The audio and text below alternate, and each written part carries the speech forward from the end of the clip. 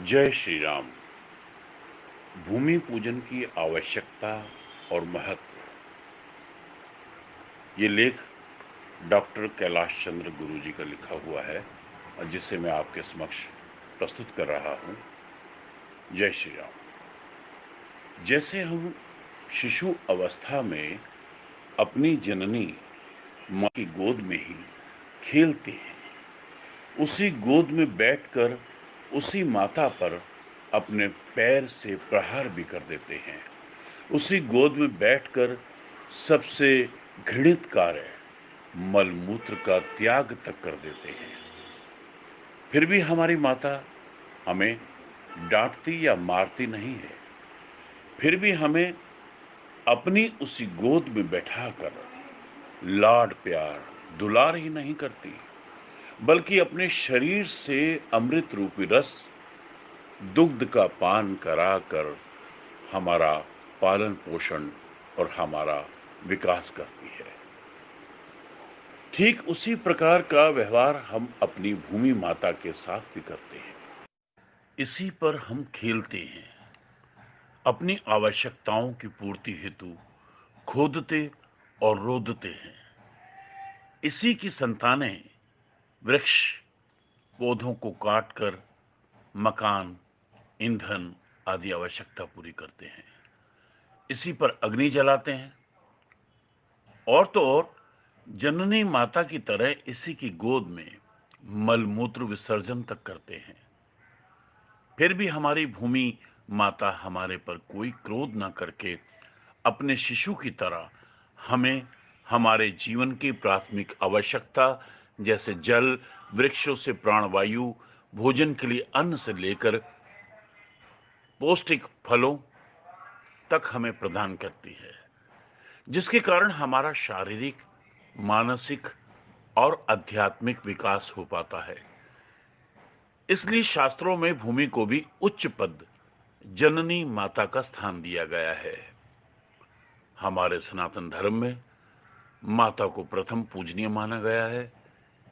उसी उपकार के भार के कारण कहा गया है कि माता के ऋण से कभी भी ऋण नहीं हो सकता। अतः हर व्यक्ति का कर्म,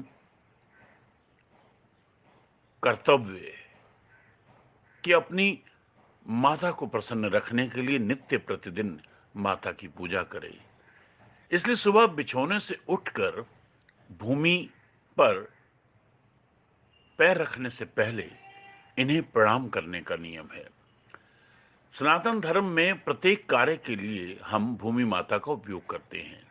इसलिए किसी भी तरह के उपयोग से पहले भूमि माता से क्षमा याचना करना, स्वीकृति लेना, प्रसन्न करना ही भूमि पूजा कहा गया है। यह सत्य है कि माता के प्रसन्न होने पर किसी भी प्रकार की बाधा उत्पन्न करने की क्षमता प्रकृति के किसी भी जीव में नहीं है। इसलिए जब भी किसी विशेष कार्य के लिए किसी विशेष भूमि स्थान का उपयोग करते हैं तो सर्वप्रथम भूमि पूजन, माता पूजन करते हैं। इसलिए हमारे शास्त्रों में प्रत्येक कार्य से पहले भूमि पूजन का महत्व बताया गया है। हम प्रत्येक कार्य को निर्धारित समय सीमा में पूर्ण करना चाहते हैं।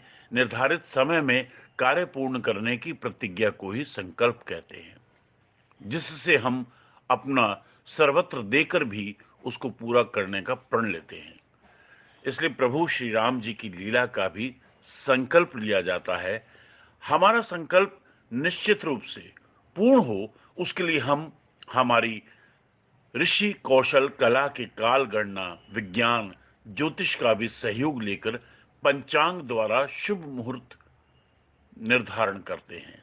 तिथि, वार, नक्षत्र, करण और योग, इन 5 अंगों यानी लक्षणों को दर्शाने वाली पुस्तक को ही पंचांग कहा गया है। इसलिए अब की बार प्रभु श्री राम जी की लीला के लिए भूमि पूजन 10वीं तिथि रविवार, मृगशिरा नक्षत्र, वाणिज्य कारण, हर्ष योग 21 अगस्त को निर्धारित किया गया है।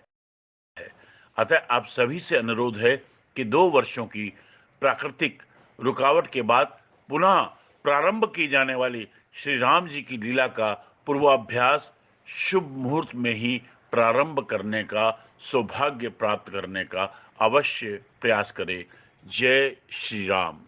ये लेख डॉक्टर कैलाश चंद्र गुरु जी का था, जिसको सिर्फ मैंने पढ़कर सुनाया है आपको।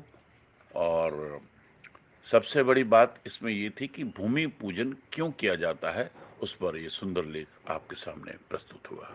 जय श्री राम।